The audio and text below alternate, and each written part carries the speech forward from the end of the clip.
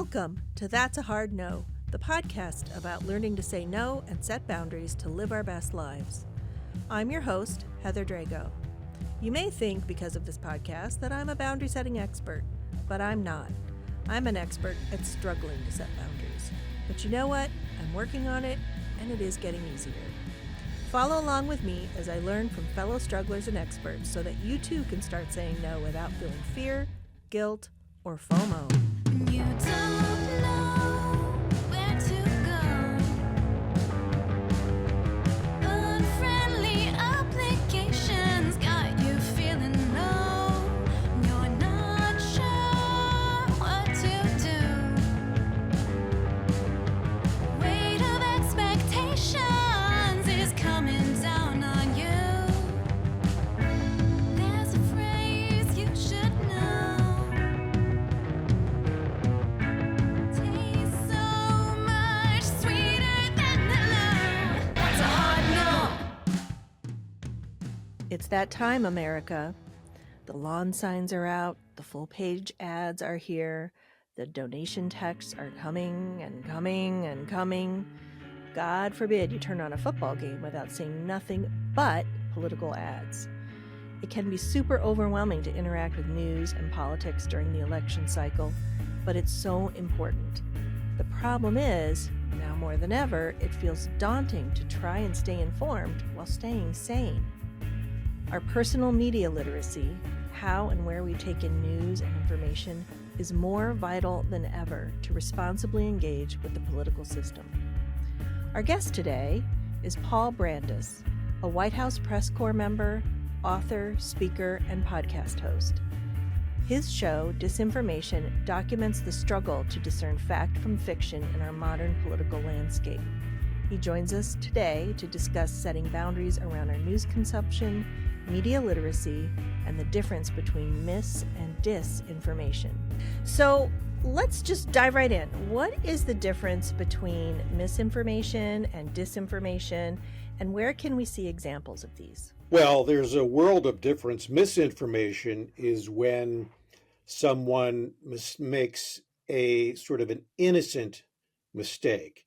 If you say, for example, get the weather forecast wrong, if somebody asks you what the weather is and you say it's raining when in fact it's sunny, it's an honest mistake. You didn't mean to do it, but that false information gets out. That's misinformation. So rather innocuous.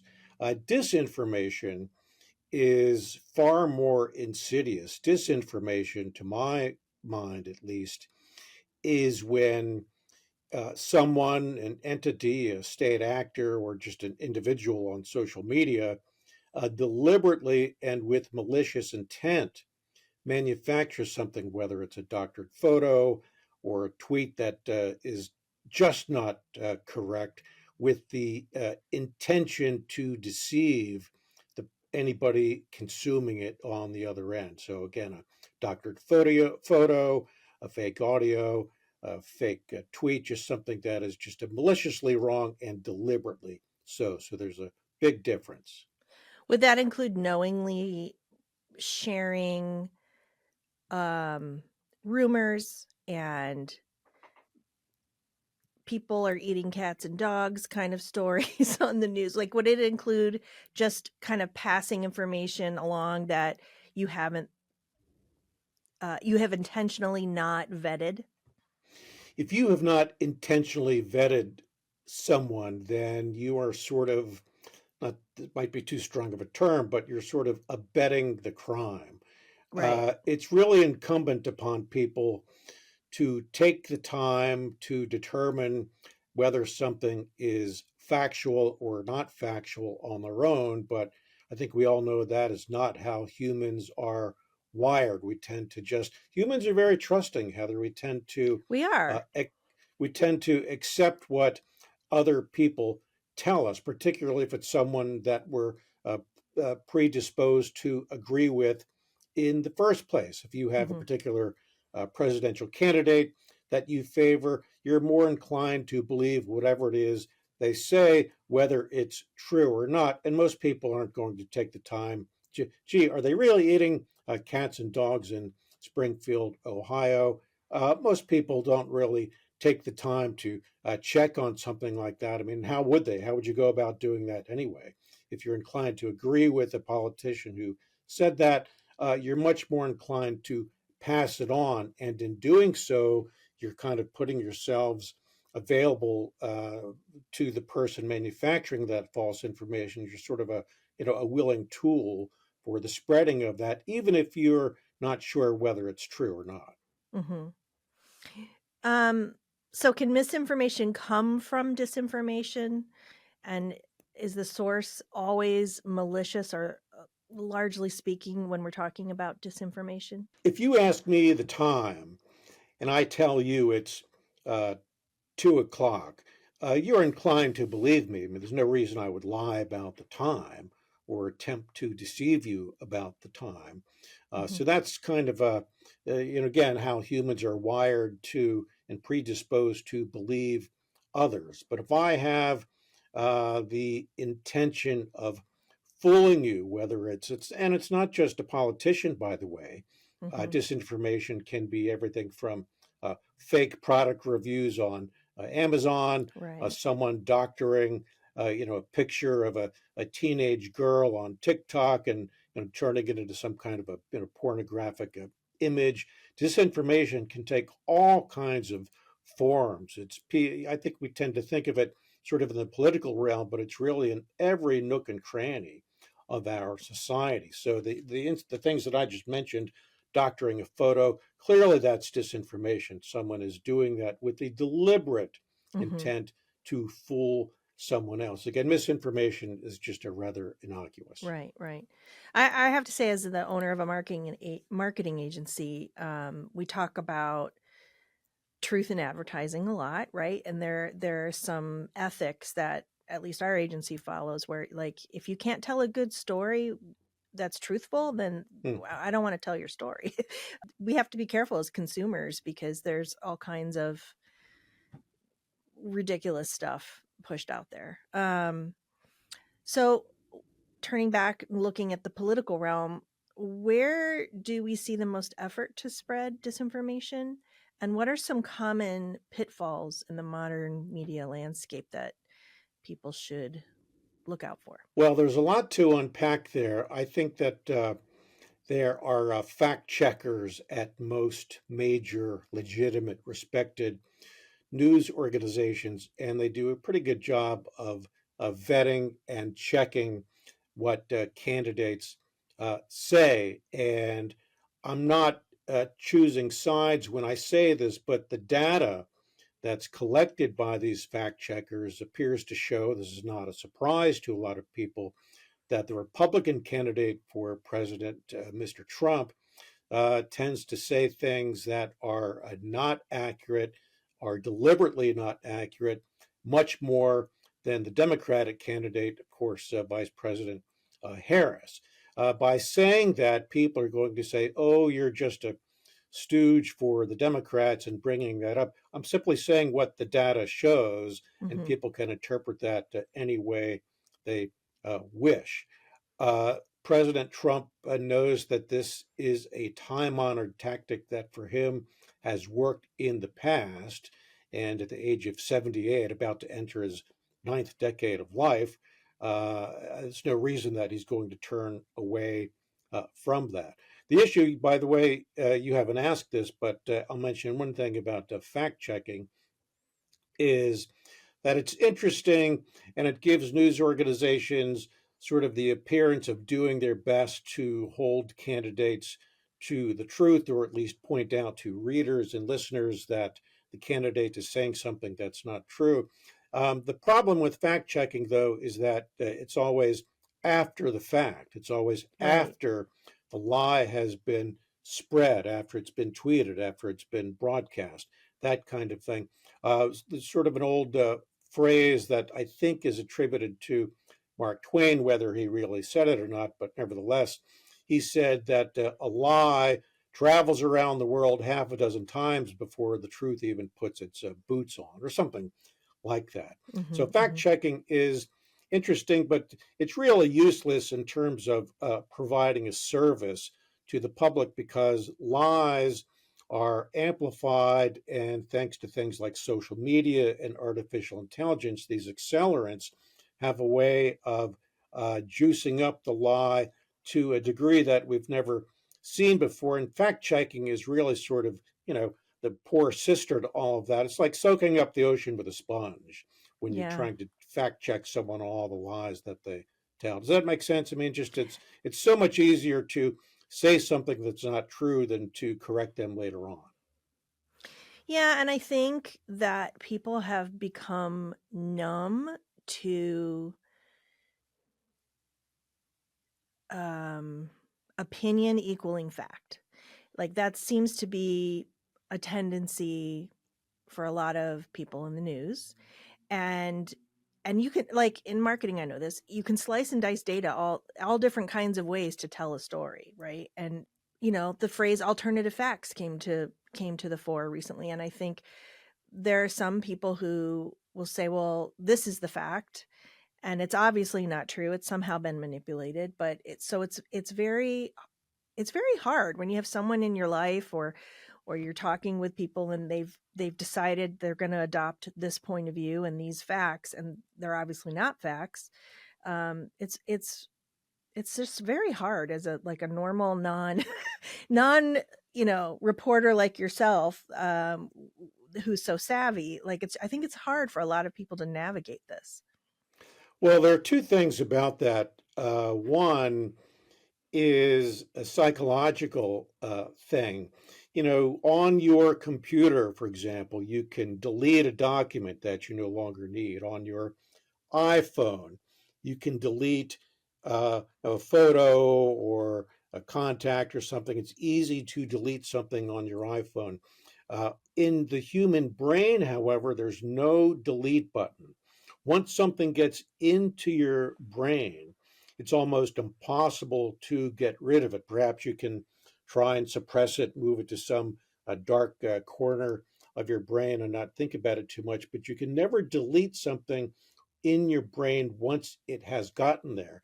That's important because we have this, and you've heard this phrase before, Heather, this media tribalism, where Hmm. people today tend to access media platforms that are predisposed to tell them what they want to believe. If you are a conservative, you're going to watch Fox News. If you are a liberal, you're probably going to watch MSNBC, and never the twain shall meet. So you congregate only with those with whom you agree. You're not exposing yourself to other data, other opinions, other thoughts. So that's where these different facts come in. People watch one channel, they read one newspaper, and so forth. So they're exposed to one set of facts, not another set of facts. And I Right. think that helps explain why people argue over things that, to me, we shouldn't be arguing about. So, in between these two sets of facts is something in the middle called the truth. But there are different interpretations of the truth depending upon the facts that you are consuming. And again, once you get these facts into your mind, you cannot delete them like you can with a computer Right. or a phone or something like that. Once it's in your brain, it's there. Yeah. So I've heard the phrase bias confirmation. Is that the right phrase, or is it Confirmation confirmation bias, bias? sure. Yeah. So that's what you're talking. It's almost like the algorithm in YouTube. Like, it shows you more of what you've already watched. It knows what you like. There's a Um, self reinforcing mechanism right. uh, Right. to that.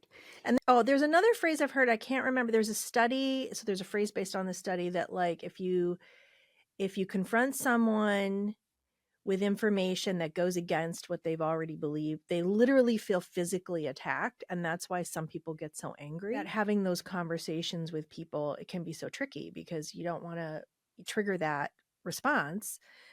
But you have done your homework, and you know what the truth is, and so you're trying to reasonably have a conversation about what is truth and what is not.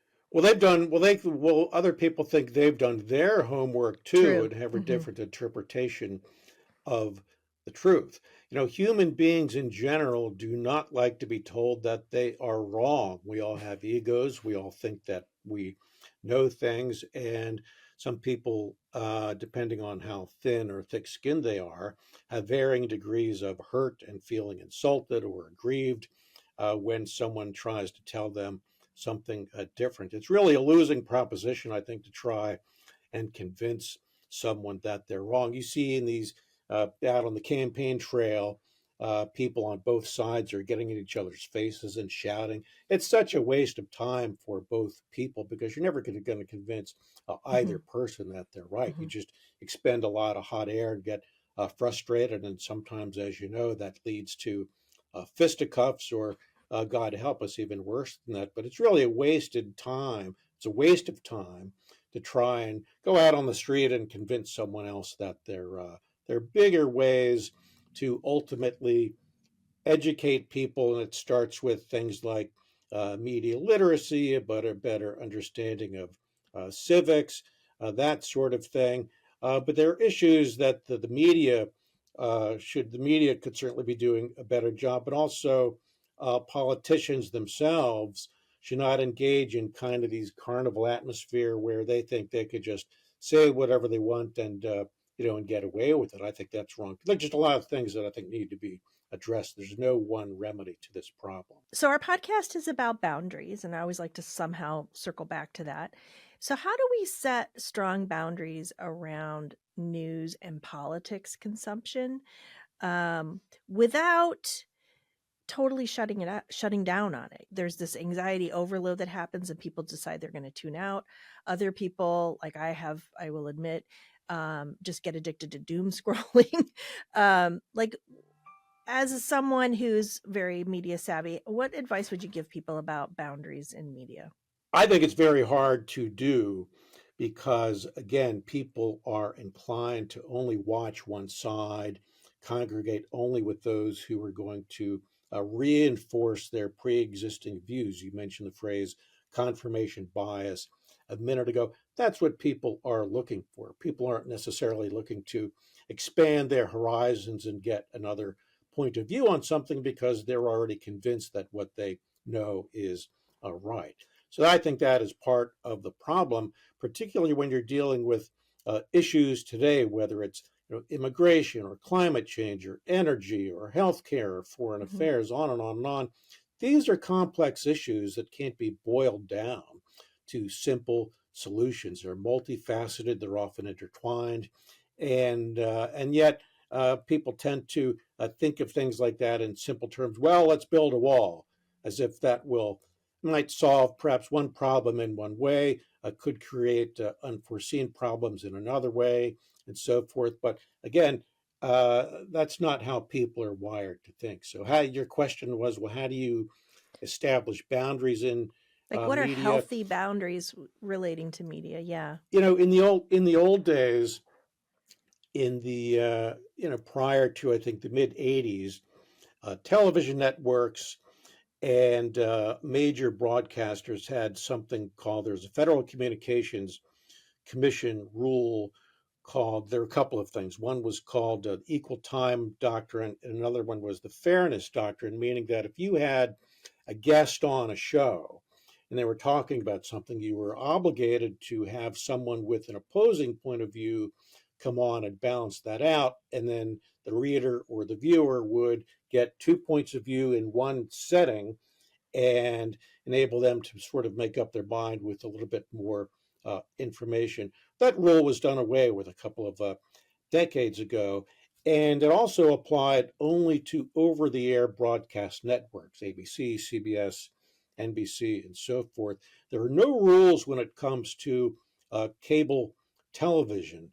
The traditional TV networks have federal licenses that allow them to broadcast. That does not apply to cable networks. They can just do whatever they want. And I think as a result, with no editorial guidelines, no requirement that they have to have an opposing point of view to balance things out for the benefit of the viewer.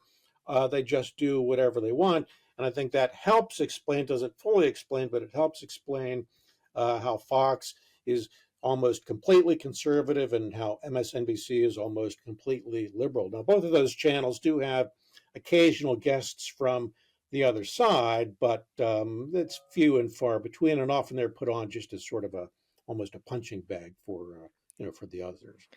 Yeah. Actually, I have a question about that, but I think we need to take a quick break.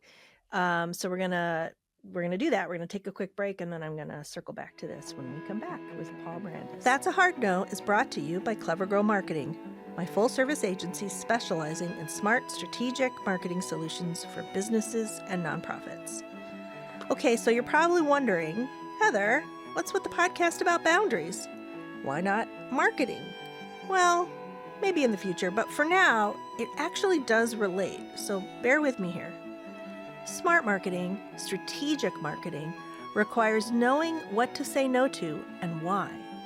Businesses and nonprofits get inundated with marketing options and offers every day.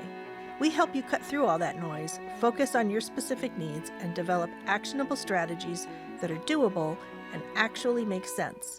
Whether it's websites, SEO, email, social, or traditional channels, we're experienced in all of it. So if you need help figuring out your marketing, visit our website, clevergrowmarketing.com, and get in touch.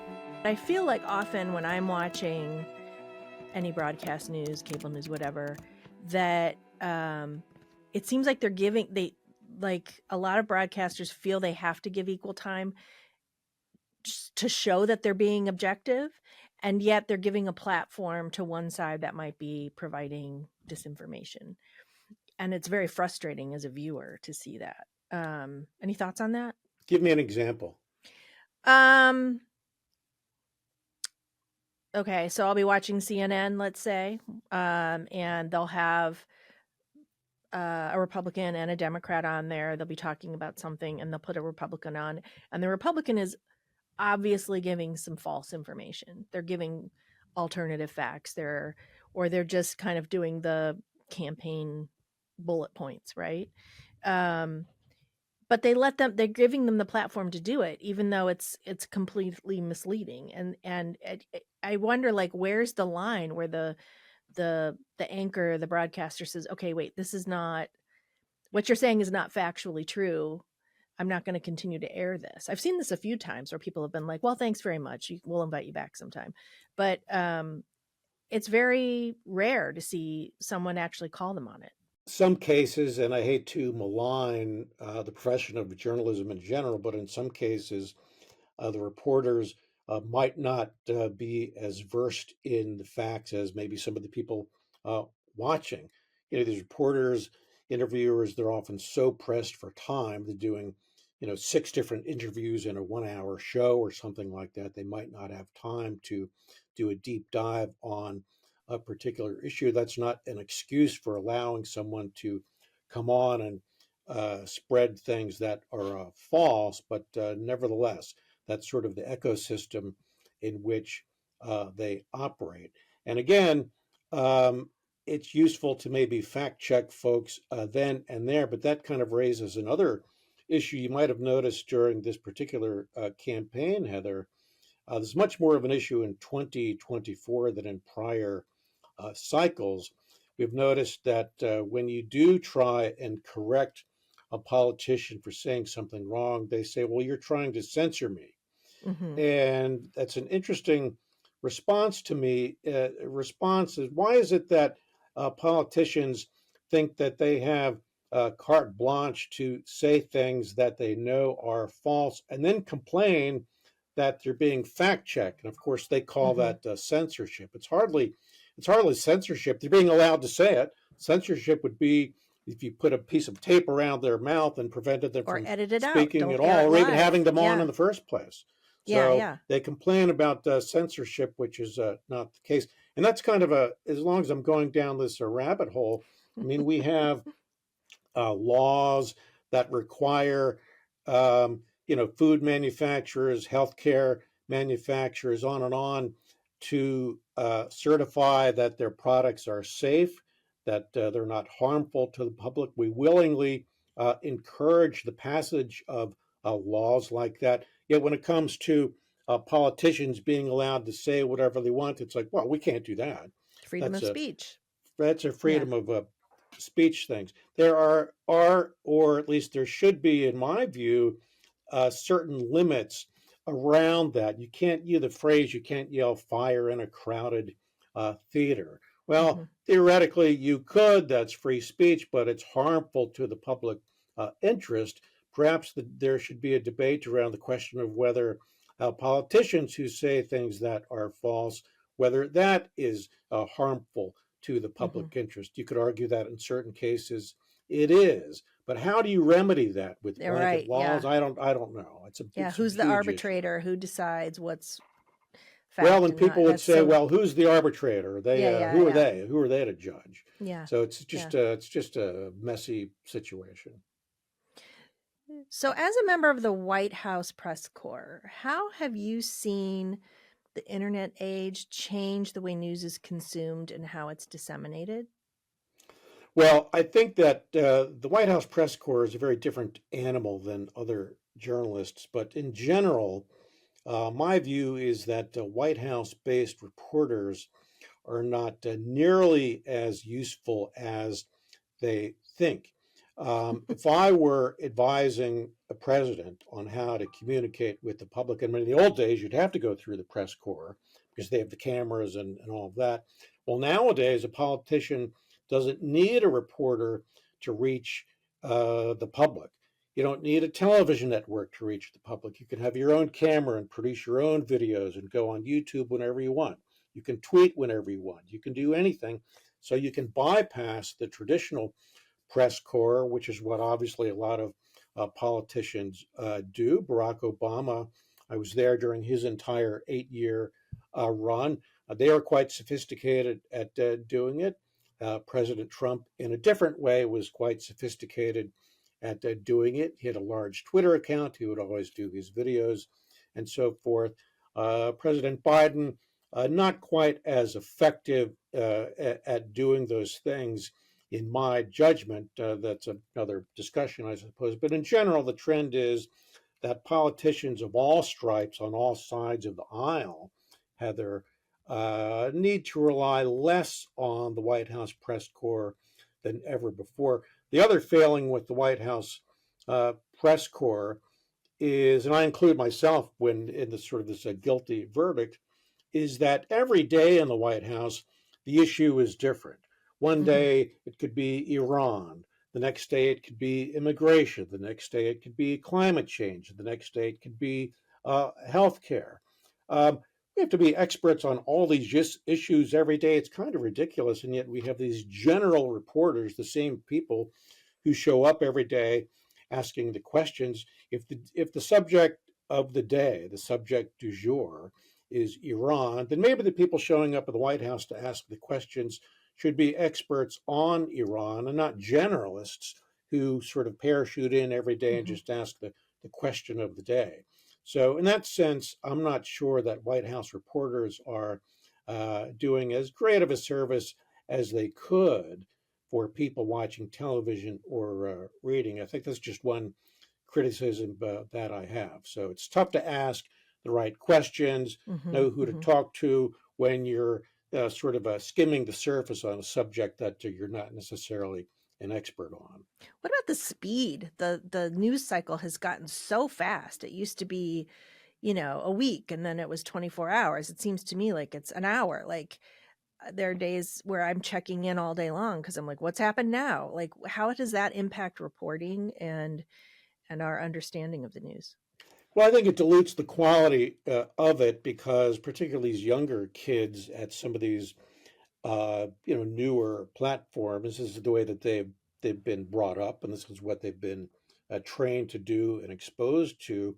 They have this notion that they have to file several stories a day, feed the beast. You got to keep tweeting and keep coming up with articles and blah blah blah.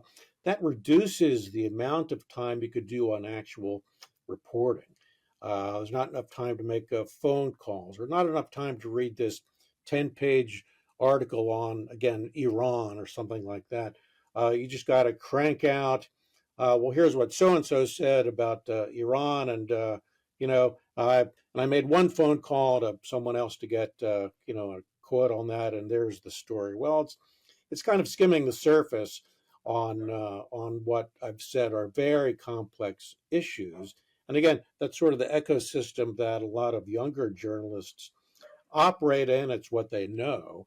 At the consumption end of that, the people reading and watching and listening to this, they're getting kind of a superficial picture of what's going on. They can always turn to more in-depth publications and longer form broadcasts and that kind of thing. And some people do, if you want to take a deep dive on what's really happening with immigration or healthcare or climate change. There are lots of places that you can go to do that, produced by people who do take more time to be thoughtful about a subject, to talk to not one person, but maybe 10 people and put all of their views in the paper or on a website or something and have a much more in-depth story.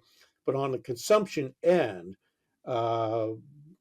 my sense is that most people aren't really taking the time to consume products like that. People are just they're looking at their phones and, like you said, you doomsday what is fed scrolling to and them, checking in all day long. Yeah. So at the end of the day, we wonder why. Well, why are people so misinformed or underinformed about things? There are a lot of reasons, and I think that's one of them. It's election time. There are a lot of people who have become disenfranchised. They're overwhelmed. They're burnout.